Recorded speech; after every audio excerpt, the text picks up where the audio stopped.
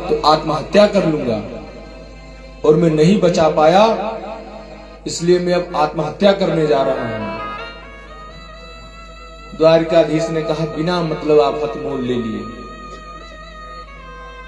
दूसरे के घर में जाकर के चुनौती तुम दे रहे हो। हमारे राज्य की प्रजा, हम कुछ करते तो करते, तुमको यहाँ अपनी बड़ाई दिखाने की क्या जरूरत थी? आत्महत्या करने जा रहे हैं, बड़े आए आत्महत्या करने वाले, रुको अभी हम लेकर के आते हैं, चलो हमारे साथ चलो। अर्जुन को लेकर के भगवान अपने रथ पर बिठाए और वायु वेग से आगे को बढ़े हैं। लोकालोक पर्वत को लांघ करके आगे बढ़े। बड़ा भयंकर अंधकार दिखाई दिया, घोड़ों का चलना मुश्किल हो गया। भगवान ने अपने सुदर्शन चक्र से प्रकाश किया, रथ आगे बढ़ा। जैसे ही आगे रथ बढ़ा तो वहां पर एक भूमा पुरुष नाम के भगवान विराजमान थे। भगवान ने उस दिव्य रूप को प्रणाम किया, अर्जुन ने भी प्रणाम किया। भूमा पुरुष ने दोनों महापुरुषों का स्वागत किया और उनसे कहा कि देखो, इन ब्राह्मण बालकों को हम इसलिए यहां हर करके लाए हैं कि आपसे कुछ बात करना चाहते थे। सारे बालक सुरक्षित हैं, हम अपना उद्देश्य सार्थक करने के लिए इनको यहां लेकर के आए थे। भूमा पुरुष भगवान ने कहा, प्रभु आप जिस कार्य के लिए आए थे आपका उद्देश्य पूरा हो गया, अब कृपा करके आप पधारे। क्यों? क्योंकि आप दोनों ही नर नारायण के स्वरूप हैं। नरावतार अर्जुन और नारायण अवतार भगवान श्री कृष्ण हैं। सुखदेव जी कह रहे हैं, परीक्षित इस प्रकार से भगवान द्वारिकाधीश की दिव्य दिव्य लीलाएं हुई। भगवान का 56 कोटि यदुवंशियों का विशाल परिवार हो गया। उन यदुवंशियों के लिए भगवान ने अध्यापकों की नियुक्ति कर दी। उसके बाद एकादश स्कंद की कथा प्रारंभ होती है। एकादश स्कंद में मुक्ति स्कंद कहा जाता है इसको। एक दिन यदुवंशी आपस में हास परिहास कर रहे, उधर से महात्माओं की टोली जा रही। उन महात्माओं की टोली में एक से एक त्रिकालज्ञ महात्मा। आज उन बच्चों ने सांब के पेट पे कढ़ाई बांध दी और ऊपर से ढक दिया और महात्माओं से पूछ रहे हैं कि बाबा बताओ इसमें क्या है, इसमें क्या है, इसके क्या होगा। परिहास करने लगे। यद्यपि भगवान ने मना कर रखा था, महाराजा नृग की कथा को सुना करके बताया था कि संतों के अपमान का क्या परिणाम होता है, लेकिन प्रारब्ध के वशीभूत अन्य ऋषियों ने तो कुछ नहीं कहा, लेकिन दुर्वासा जी से नहीं रहा गया। दुर्वासा जी ने कहा, इधर आओ मैं बताता हूं इसमें क्या है। अरे मूर्ख, इसमें न बेटा होगा न बेटी होगी, इसमें तो तुम्हारे कुल का नाश होगा। ऐसा श्राप जैसे बालकों ने सुना, डर के मारे भागे और समुद्र के किनारे जाकर के उस कढ़ाई को एकदम कूट पीस दिया। कूट पीस करके समुद्र में फेंक दी। समुद्र में वह एल्क नाम की घास बन गई और एक उसमें बड़ा टुकड़ा रह गया जो कील बना, जिसको बहेलिया मछली के द्वारा पा जाता है। आज ऐसा अपराध यदुवंशियों के द्वारा हो गया। उसके बाद आगे नौ योगेश्वर संवाद है। यह संवाद नारद जी भ्रमण करते करते द्वारिका आए हैं। द्वारिका में वसुदेव बाबा हैं। तो वसुदेव बाबा को सुना रहे हैं कि 9 योगेश्वरों का बहुत ही दिव्य संवाद है। यह संवाद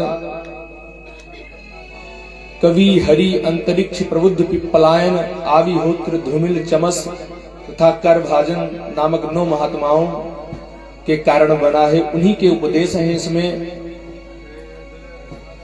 महाराज वसुदेव ने 9 महात्माओं के बारे में नारद जी से सुनना चाहा। सबसे पहले जनक जी नाम के जो 9 योगेश्वर हैं वह उपदेश कर रहे हैं। दुर्लभो मानुषो देहो देहिनां क्षणभंगुरः तत्रापि दुर्लभम मन्ये वैकुंठ प्रिय दर्शनम। 9 योगेश्वर कह रहे हैं महाराज, मनुष्य शरीर बड़ा दुर्लभ है और उस पर भी मनुष्य शरीर मिल जाने के बाद भी निश्चिंत होकर के जो व्यक्ति रहता है, अपने कल्याण के साधन नहीं करता है, उसको फुर्सत नहीं मिलती है, उसको तो समझो उसके हाथ से वैकुंठ जा रहा है। भगवान ने इस मानव शरीर बड़ी कृपा करके दिया है। साधन धाम मोक्ष का द्वार है और अगर इस द्वार के द्वारा हम अपना मोक्ष नहीं कर पा रहे हैं तो हमारे हाथ से यह अवसर दोबारा नहीं आने वाला हमारे हाथ में।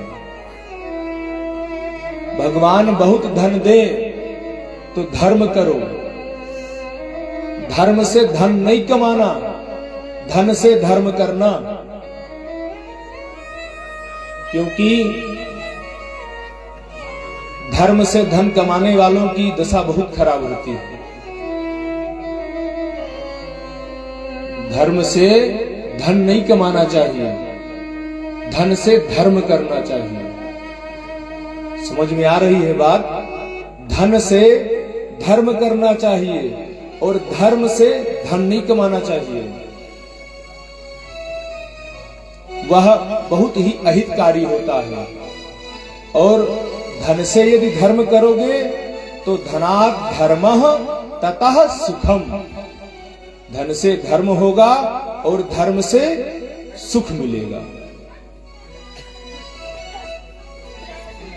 उस धन से भगवान की सेवा करनी चाहिए, बड़े बड़े आयोजन करने चाहिए जिससे समाज का कल्याण हो। का करवराई राई पाई पाई जोड़ी के, एक दिन सुगनवा उड़ है पिंजरवा कतोड़ के। एक दिन सुगनवा उड़ है पिंजरवा कतोड़ के।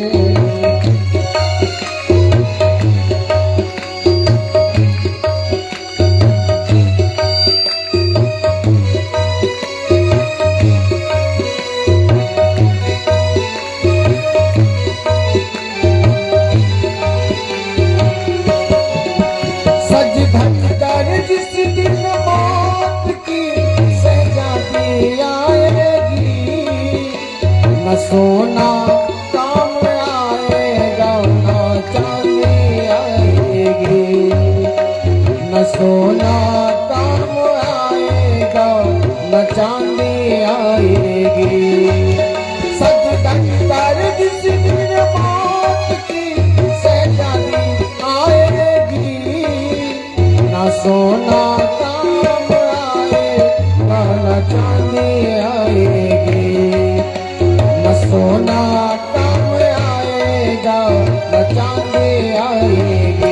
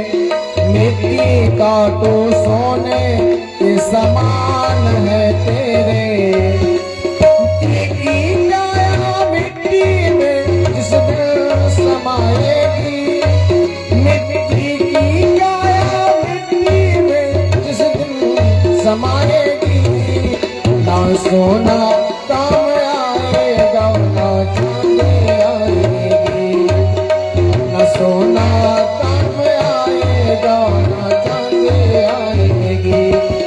सज धज कर जिस दिन मौत की सजाती आएगी, सज धज कर जिस दिन मौत की सजाती आएगी, न सोना काम आएगा ना चांदी आएगी, न सोना काम आएगा ना चांदी आएगी।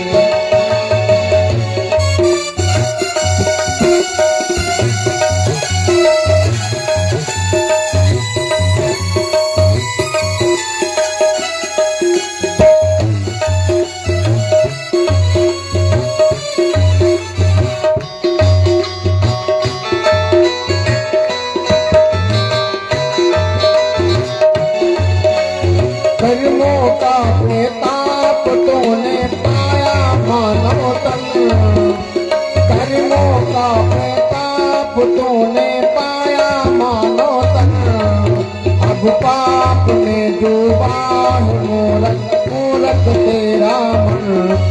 ये पाप की नैया में जिस दिन डुबाएगी, ये पाप की नैया में जिस दिन डुबाएगी, न सोना चांदी आएगा ना चांदी आएगी, न सोना काम आएगा ना चांदी आएगी।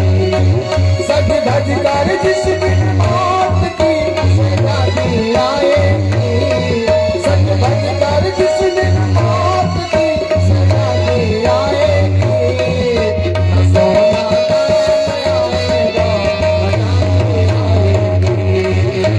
सोना काम आएगा ना चांदी आएगी, न सोना काम आएगा न चांदी आएगी, न चांदी आएगी, न चांदी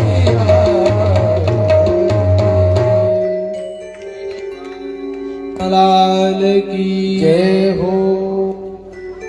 अगर आपको भगवान ने दिया है तो उसको धर्म में लगाओ, नहीं दिया है तो जहां धर्म हो रहा हो वहां जाकर के शरीर से सेवा करो। इस प्रकार से नारद जी ने बहुत सुंदर उपदेश किया, वसुदेव जी को उपदेश देकर के प्रस्थान कर गए।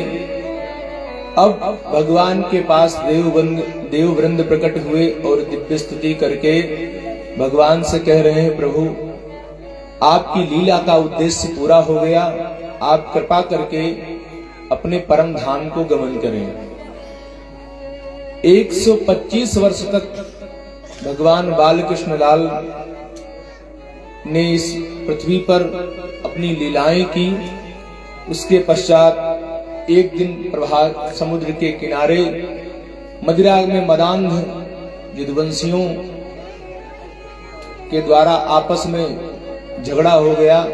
एक दूसरे को उस नशे में समझ नहीं पाए और मारते मारते पूरा यदुकुल आज नष्ट हो गया। एक कील रह गई थी, सो बहेलिया मछली से पाया। बहेलिये ने अपने धनुष में लगा करके भगवान के ऊपर संधान किया। दूर से देखा, भगवान वृक्ष के ऊपर बैठे थे, उसको लगा कोई पक्षी है। जैसे ही उसने बाण मारा है, सोई दौड़ के गया, देखा तो द्वारिकाधीश क्षमा मांगने लगा। भगवान ने कहा, यह मेरी इच्छा ही थी, मेरी इच्छा से तुमने किया है। उसके बाद दत्तात्रेय भगवान के 24 गुरुओं का उपाख्यान है। वह 24 गुरु कौन कौन से हैं? पृथ्वी, वायु, आकाश, जल, अग्नि, चंद्रमा, रवि, कबूतर, अजगर, सिंधु, पतंग, मधुमक्खी, हाथी, हिरण, मीन, पिंगला, कुर नामक पक्षी, अर्भक बालक, कुमारी कन्या, सर्प इत्यादि। अब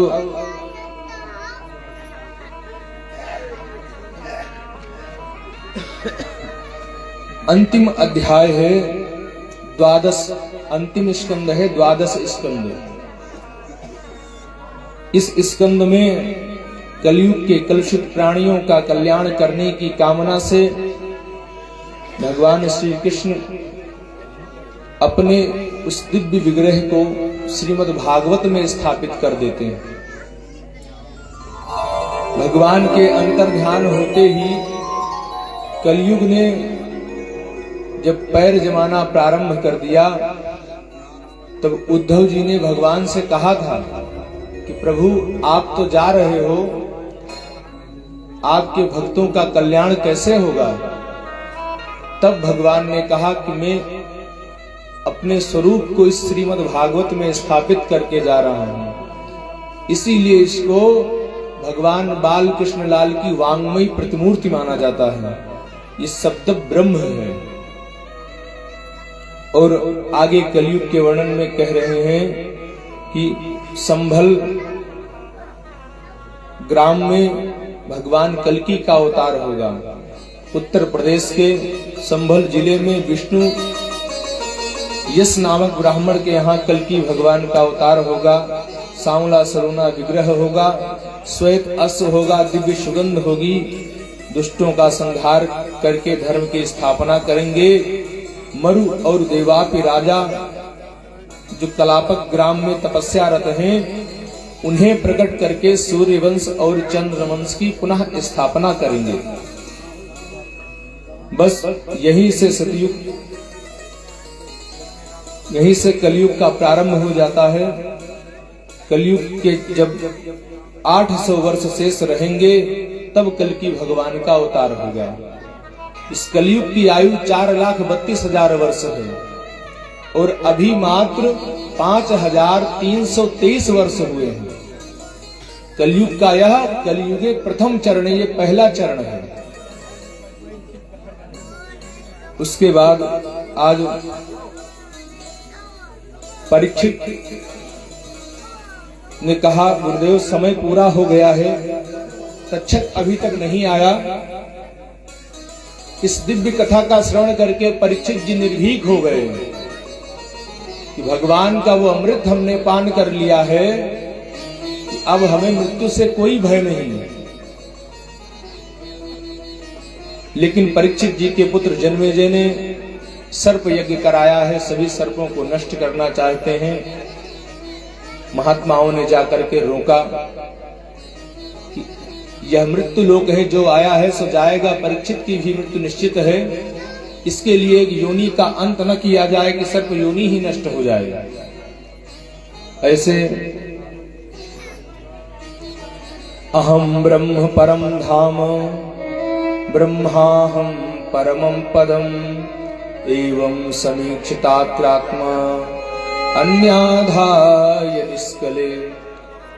सुखदेव जी कह रहे हैं, परीक्षित अब तेरा शरीर नष्ट हो जाएगा तो अविनाशी सच्चिदानंद का अंश है, तेरा तो किसी भी काल में विनाश संभव नहीं है। सुनते ही परीक्षित जी गदगद हो गए। अब आपने मेरा स्वरूप दिखा दिया गुरुदेव, और गुरु का काम यही होता है जो शिष्य के बोध करा दे सत्य और असत्य का। गुरु का मतलब होता है अंधकार से प्रकाश की ओर ले जाने वाला। प्रारब्ध अनुसार तक्षक नाग छद्म वेश में आया और जैसे ही परीक्षित को काटा है, परीक्षित का देह भस्म हो गया और आत्मा परमात्मा में आज विलीन हो गई। भगवान की इस दिव्य श्रीमद् भागवत संहिता का श्रवण, जिसमें 18,000 श्लोक, 335 अध्याय और 12 स्कंद हैं, इसका अंतिम श्लोक है नाम महिमा का। इससे पहले आइए संक्षेप में पूरी श्रीमद् भागवत का श्रवण करते हैं कि कितने स्कंद और कितने अध्याय हैं।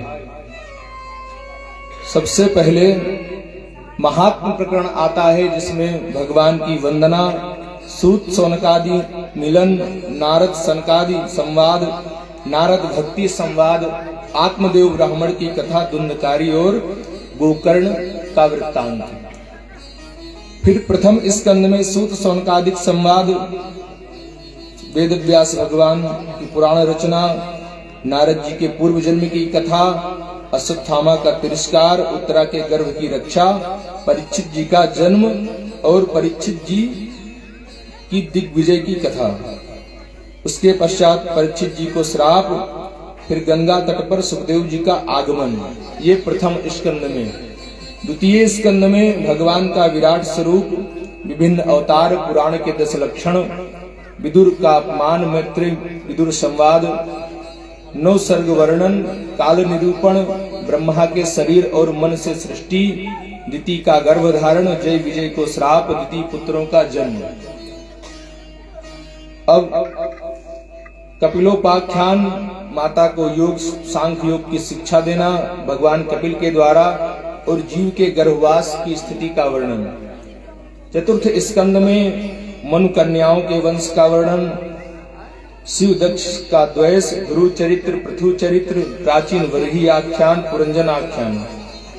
पंचम स्कंद में प्रियव्रत चरित्र, नाभि पुत्र ऋषभ देव जी का चरित्र, जड़ भरत जी का चरित्र, भरत वंश के राजाओं का वर्णन, खगोल भूगोल का वर्णन, पाताल का वर्णन और नरकों का वर्णन है।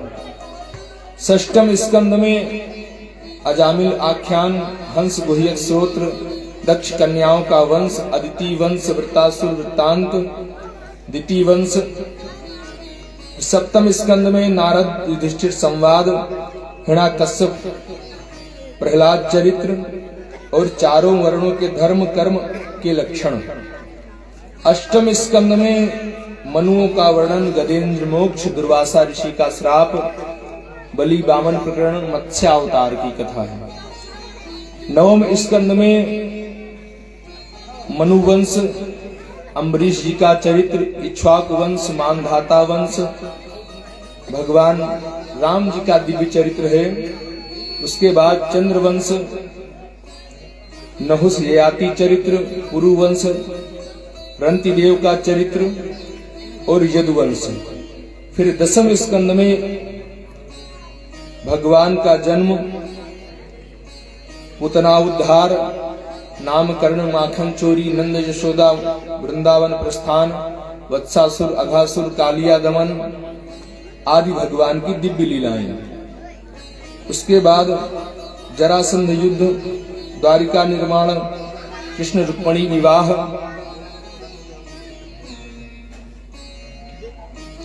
प्रद्युम्न जन्म, स्मंतक मणि की कथा, पौंड्रक वध, सुदामा चरित्र, सुभद्रा हरण, शिव जी का संकट मोचन और ब्राह्मण पुत्रों को लाना भगवान के द्वारा भूमा पुरुष से।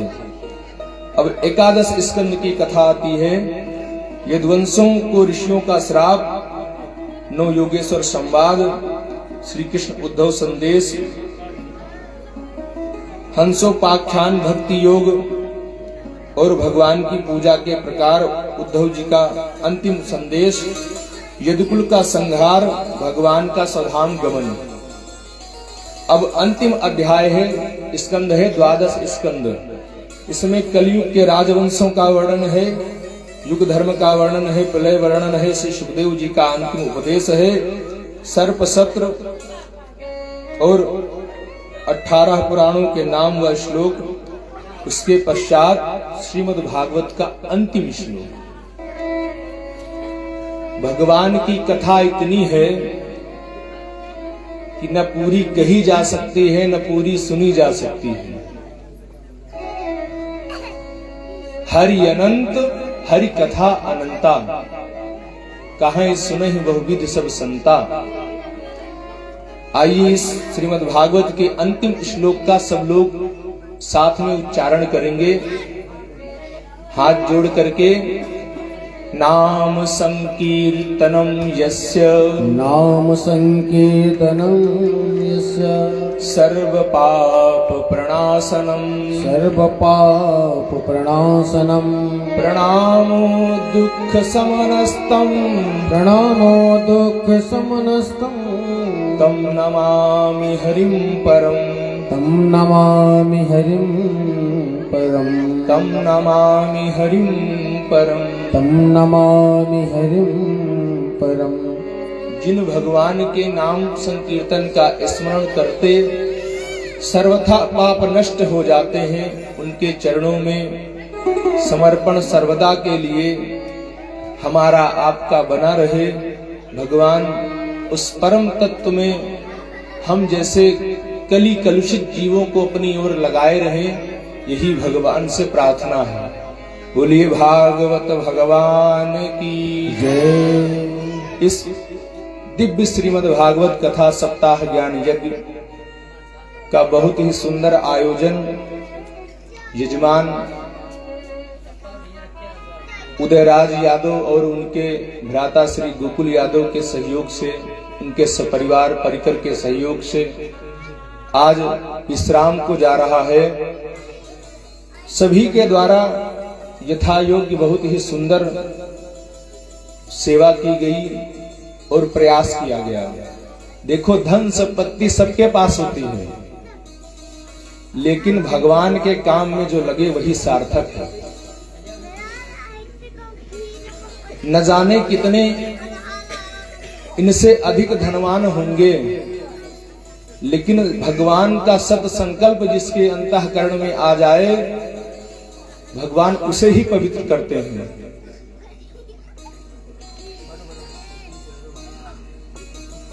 उसके बाद भगवान की कृपा से जीव के अंदर यह संकल्प होता है कि हाँ, हम भागवत सुने,